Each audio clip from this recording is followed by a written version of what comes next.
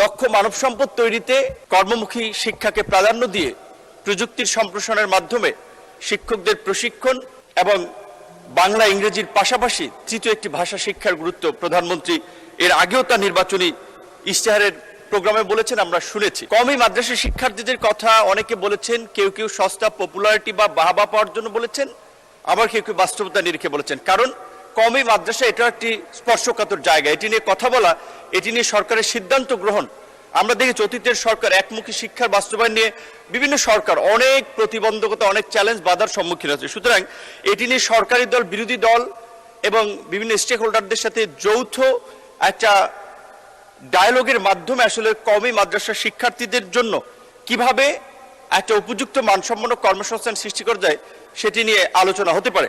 এই বাজেটের দু তিনটি দিক নিয়ে অনেকেই সমালোচনা করছেন। তার মধ্যে একটি হচ্ছে রাজস্বের লক্ষ্যমাত্রা 6,95,000 কোটি টাকা, ঘাটতি বাজেট 2,34,000 কোটি টাকা। প্রকৃত অর্থে অর্থমন্ত্রী, আমি জানি উনি যে ভিশন থেকে এই লক্ষ্যমাত্রা নির্ধারণ করছেন, ঘাটতি দিয়েছেন, সেটি পূরণ করতে তারা সক্ষম হবেন। আমি অর্থমন্ত্রীর সাথে এখানে একটি বিষয়ে দ্বিমত পোষণ করব। করমুক্ত আয়সীমা 3,75,000 টাকা রাখা হয়েছে।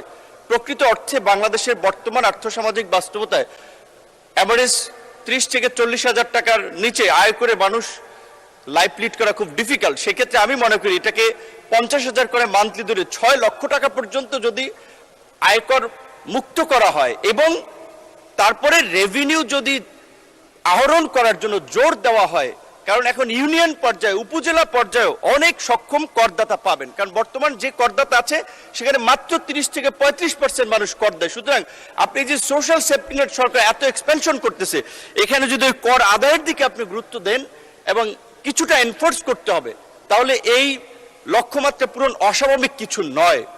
যেহেতু সময় খুব সংক্ষিপ্ত, বিস্তারিত কিছু বলা যাবে না, আমি আমার মন্ত্রণালয়ের একটি বিষয় টাজদি এলাকার সম্পর্কে 2-1 মিনিট বলে শেষ করতে চাই। অনেক একটা বাস্তবসম্মত বাজেট, যেটি নিয়ে আমি পড়াশোনা করে খুব নেতিবাচক সমালোচনা করার মতো খুব বেশি কিছু পাই নাই।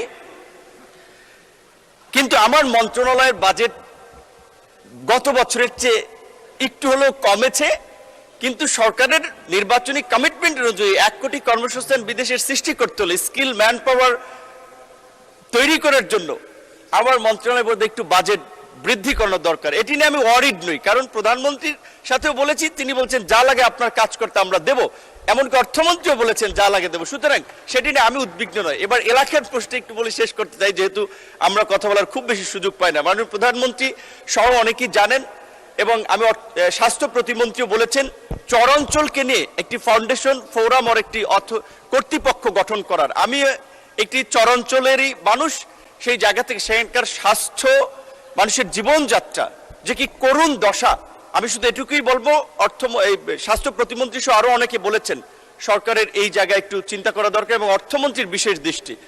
আমি আমার অন্যান্য মন্ত্রিসভার সদস্য, মাননীয় মন্ত্রী, প্রতিমন্ত্রী সহ সকলকে অনুরোধ করব, যেহেতু আমরা ওইভাবে ফ্রিকোয়েন্ট কথা বলার সুযোগ পাই না, আমাদের এলাকার উন্নয়নের কোনো জিও লেটার কিংবা চাহিদাপত্র গেলে একটু মানবিক দৃষ্টিকোণ থেকে বিবেচনা করবেন এবং দ্রুত সময়ের মধ্যে যেন সেখানে কাজ হয়, তাহলে আমরা মানুষের কাছে সম্মানিত হব।